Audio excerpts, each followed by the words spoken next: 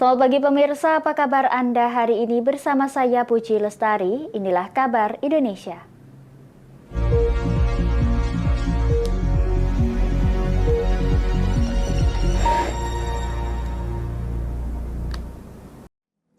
Pemirsa, kelompok kriminal bersenjata atau KKB membakar 2 unit rumah dan 1 menara telekomunikasi di distrik Ilaga, Kabupaten Puncak, Papua Tengah. Kapolres Puncak Kompol Inyoman Punia mengatakan bahwa TNI Polri kini tengah mengejar KKB yang diduga berasal dari kelompok Numbuk Telenggen.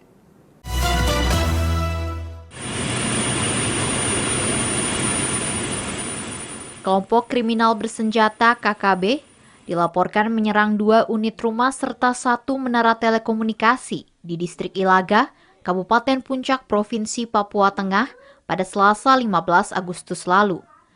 Kapolres Puncak, Kompol Inyoman Punia, pada Rabu 16 Agustus mengatakan aparat gabungan TNI Polri dan Satgas Operasi Damai Kartens sedang berupaya mengejar kelompok tersebut. Masih aman terkendali, namun kemarin ada beberapa kejadian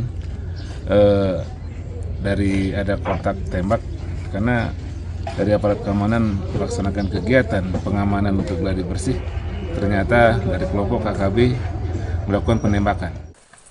Menurut Dan Ramil Ilaga, Mayor Infantri Indra Surya, pelaku pembakaran diduga berasal dari kelompok Numbuk Telenggen.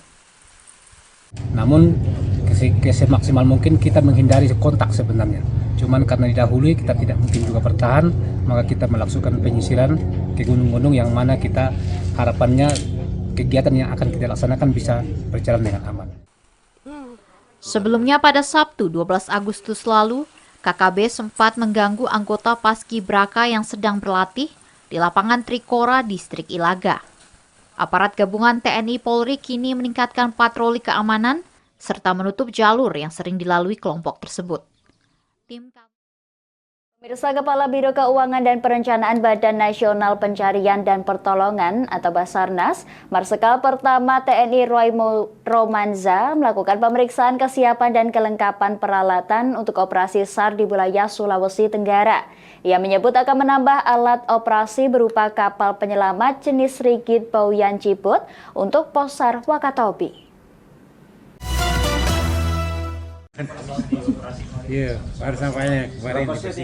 Berdasarkan pemetaan Badan Nasional Penanggulangan Bencana, sejumlah wilayah di Sulawesi Tenggara dianggap rawan bencana, yakni Kota Kendari, Kabupaten Konawe, Kabupaten Konawe Utara, Kabupaten Kolaka Utara, Kabupaten Bombana, Kabupaten Muna, dan Kota Bau-Bau. Untuk itu Badan Nasional Pencarian dan Pertolongan atau lebih dikenal dengan Basarnas berusaha memastikan segala peralatan pencarian dan pertolongan di daerah rawan bencana terlengkapi. Di mana pada 16 Agustus Kepala Biro Keuangan dan Perencanaan Basarnas Marsikal Pertama TNI Roy Romanza memeriksa dan meninjau sejumlah peralatan yang biasa digunakan dalam operasi SAR di kantor Basarnas Kendari dan pos SAR Wakatobi. Selain juga kesiapan para personel dalam pelaksanaan operasi SAR.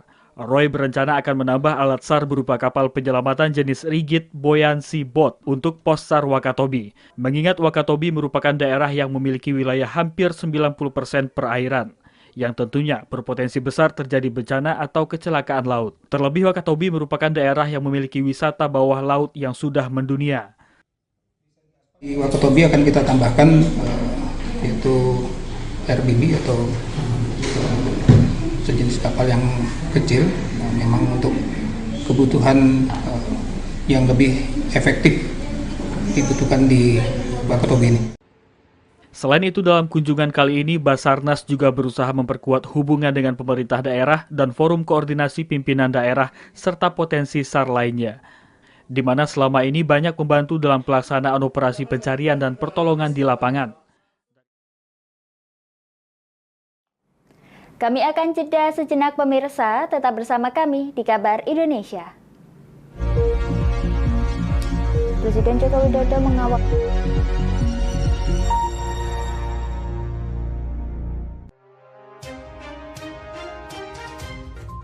Inilah ketiga anggota komplotan pencuri spesialis pecah kaca mobil setelah melakukan penggelapan 20 sepeda motor dan 2 unit mobil dengan modus retal. Merangkum semua peristiwa sebagai berita yang penuh fakta. Bersama Puji Lestari, Saksikan Jateng hari ini setiap Senin hingga Sabtu jam 4 sore hanya di Lingkar TV.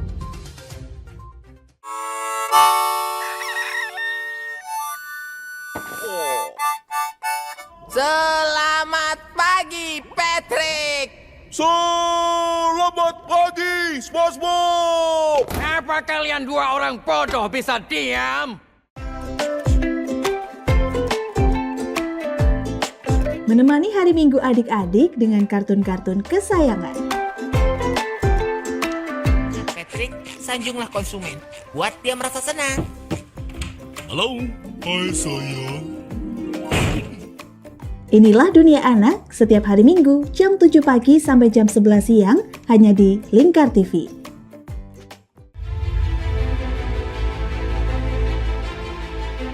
Memberikan pinjaman uang kepada saya dengan bunga 8% per bulan. Membedah opini narasumber, menggali lebih dalam untuk mendapatkan perspektif baru yang lebih faktual. Masalahnya, nota perbaikan kapal itu semua ada di saya. Kenapa Tomo bisa menunjukkan? Demi mendapatkan informasi yang solutif dan terpercaya dalam Bedah Opini. Setiap Rabu jam 11 siang hanya di Lingkar TV. Bersama saya Galus Karginanti dalam Sapa Jateng Lingkar TV. Melintas di daerah Sukolilo dikejar sama petugas bea cukai, ketangkap. Membahas dan menyuguhkan beragam potensi dari berbagai daerah di Jawa Tengah, ditemani narasumber-narasumber handal di bidangnya. Pencegahan dari awal mulai dari perilakunya, perilaku hidup bersih sehatnya juga harus dijaga seperti itu. Kami siap menyapa Anda dalam Sapa Jateng. Setiap Selasa jam 11 siang hanya di Lingkar TV.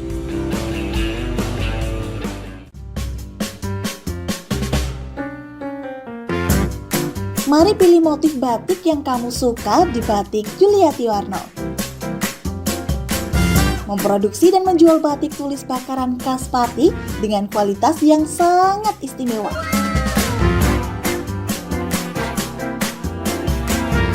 Cocok buat oleh-oleh, seserahan, bahkan untuk baju nikahan loh. Menyediakan berbagai motif mulai dari batik klasik sampai batik modern. Ayo borong segera Batik Yuliati Warno. Anda bisa melihat proses produksi batik secara langsung di rumah produksi kami loh. Alamatnya ada di Desa Langenharjo, RT 7 RW 3, Jalan Juwana Tayu, Kilometer 3, Kecamatan Juwana, Kabupaten Pati, Jawa Tengah. Atau Anda bisa menghubungi nomor telepon kami di 081 326 693 300. Ayo datang dan pilih motifmu segera.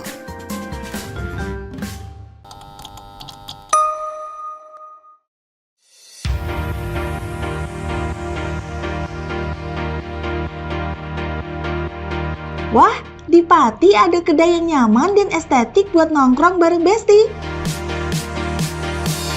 Ini dia, Kedai Sendika.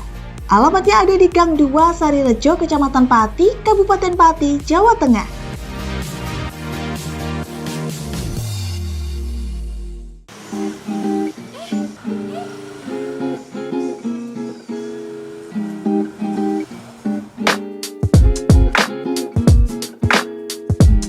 Selain menunya yang bervariatif dan lokasinya yang oke buat nongki-nongki bareng Besti, Kedai Sendika ini juga cocok buat kamu yang butuh ruang tenang buat ngerjain tugas atau sekedar baca buku loh.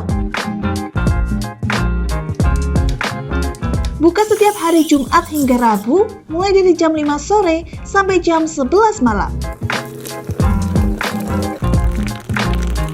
Ayo, tunggu apa lagi? Ajak besti-besti kamu nongki asik di Kedai Sendika.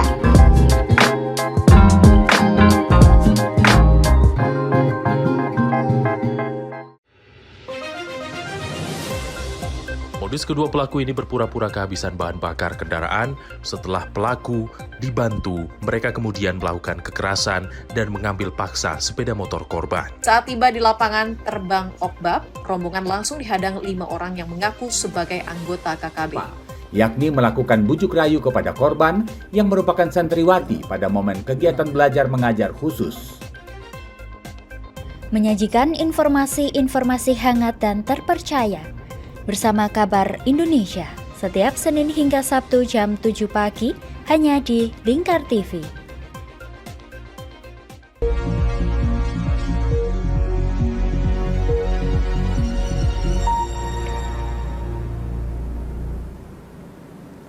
Anda masih menyaksikan Kabar Indonesia pemirsa. Presiden Joko Widodo mengawali pidato kenegaraan dalam sidang tahunan MPR dengan menyinggung soal tahun politik jelang pemilu 2024. Presiden bahkan berkelakar tentang kode Pak Lurah di tengah bursa Capres dan Cawapres. Dan sedang tren ini di kalangan politisi dan parpol. Setiap ditanya Capres dan Cawapresnya, jawabannya belum ada arahan Pak Lurah. Saya sempat mikir, siapa ini Pak Lurah?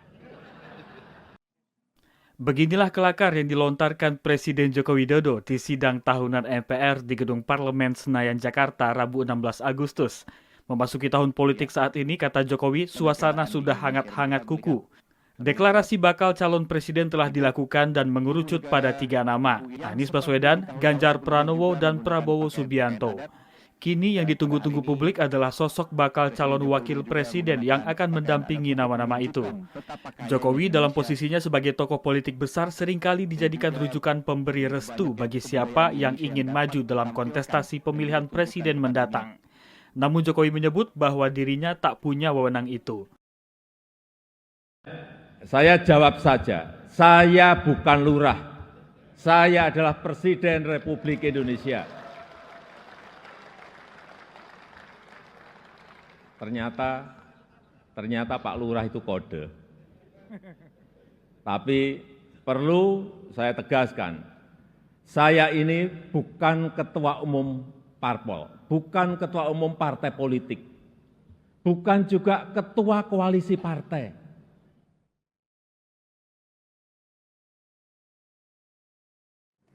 Pemirsa, unsur pimpinan dari 18 partai politik di Kabupaten Bogor, Jawa Barat menandatangani deklarasi pemilu damai di kantor Polres Bogor. Pelaksanaan tugas atau PLT Bupati Bogor, Iwan Setiawan, yang memimpin deklarasi menyatakan para pimpinan parpol telah berkomitmen mewujudkan pemilu damai dengan menandatangani dan membacakan naskah deklarasi. Bersama menyelenggarakan pemilu yang damai. Sebanyak 18 unsur pimpinan partai politik di Kabupaten Bogor, Jawa Barat pada 16 Agustus menandatangani deklarasi pemilu damai di Mako Polres Bogor.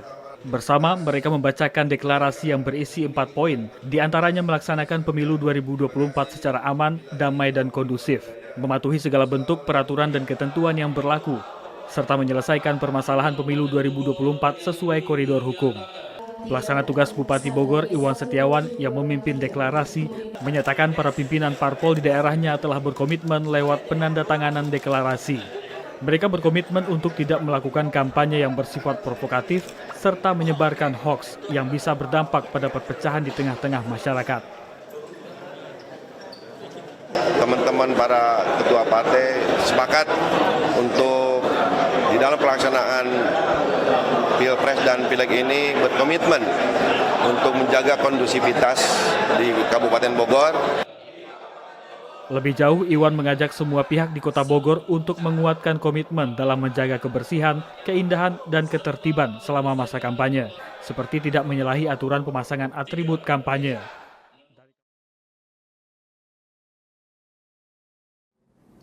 Pemirsa, penyandang disabilitas di Sentra Terpadu Kartini di Temanggung, Jawa Tengah mengikuti simulasi pencoblosan surat suara pada pemilu 2024 yang digelar Komisi Pemilihan Umum setempat. Pembekalan itu dilakukan untuk meningkatkan jumlah angka partisipasi pemilih dari disabilitas serta mengurangi surat suara tercoblos secara tidak sah. Petugas KPPS untuk mendapatkan 50 penyandang disabilitas intelektual di Sentra Terpadu Kartini di Temanggung, Jawa Tengah mengikuti simulasi pencoblosan surat suara yang digelar KPU setempat pada Rabu 16 Agustus. Petugas perlu memberikan penjelasan tata cara mencoblos sebab pada pemilu 2024 terdapat 5 surat suara yang terdiri dari 2 pileg, pilkada, dan pilpres. Komisioner KPU Temanggung Henry Sofian mengatakan kegiatan simulasi efektif meningkatkan partisipasi pemilih penyandang disabilitas serta menekan kesalahan yang menyebabkan tidak sahnya surat suara. Kami menyasar ke penyandang difabel ini karena hak memilih, hak untuk menggunakan suara itu hak semua orang, tidak pandang bulu ya. Ada yang normal, difabel termasuk itu mempunyai hak yang sama. Bukan hanya penjelasan kepada penerima manfaat kami, tetapi kepada pendamping kami yang mendampingi mereka di sini, mendampingi para PM, sehingga setelah ini nanti akan ditindaklanjuti mungkin dengan koordinasi yang intensif untuk pelaksanaan kegiatan selanjutnya. KPU menginstruksikan pada panitia pemungutan suara untuk menyiapkan segala kebutuhan sehingga tempat pemungutan suara lebih ramah bagi penyandang disabilitas. Pemirsa, sejumlah isu menjadi sorotan dalam pidato pada sidang tahunan MPR dan sidang bersama DPR-DPD. Salah satunya pemilu 2024 yang diungkapkan Ketua MPR Bambang Susatyo dan Ketua DPD Lanyala Mataliti dengan mengajak seluruh komponen bangsa untuk menciptakan situasi nyaman dan demokrasi yang sehat.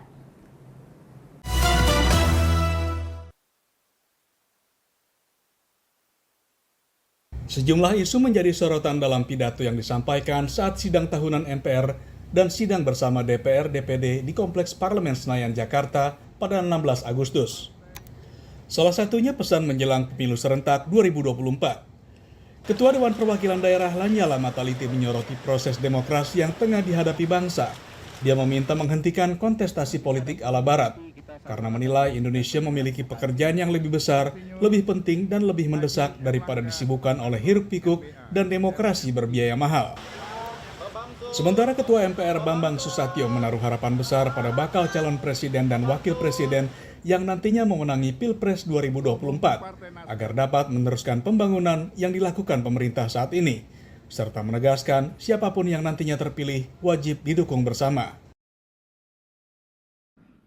Lebih dari itu, kita berharap siapapun nantinya yang akan terpilih hendaknya meneruskan tongkat estafet kepembangunan nasional, konsisten untuk mengambil langkah-langkah positif dan melanjutkan apa yang telah dimulai oleh para pemimpin sebelumnya. Mari kita hentikan kontestasi politik yang semata-mata ingin sukses meraih kekuasaan dengan cara liberal, karena telah menjadikan kehidupan bangsa kita kehilangan kehormatan, etika, rasa dan jiwa nasionalisme serta patriotisme. Saat ini ada 575 kursi di parlemen, sehingga pasangan calon presiden dan wakil presiden pada Pilpres 2024 harus memiliki dukungan minimal 115 kursi di DPR. Selain itu, pasangan calon juga dapat diusung oleh parpol atau gabungan parpol peserta pemilu 2019 dengan total perolehan suara sah minimal 34,9 juta suara. Demikian kabar Indonesia pemirsa, nantikan kabar Indonesia selanjutnya hanya di Lingkar TV. Saya Puji Lestari pamit dari hadapan Anda, selamat melanjutkan aktivitas Anda, selamat pagi dan sampai jumpa.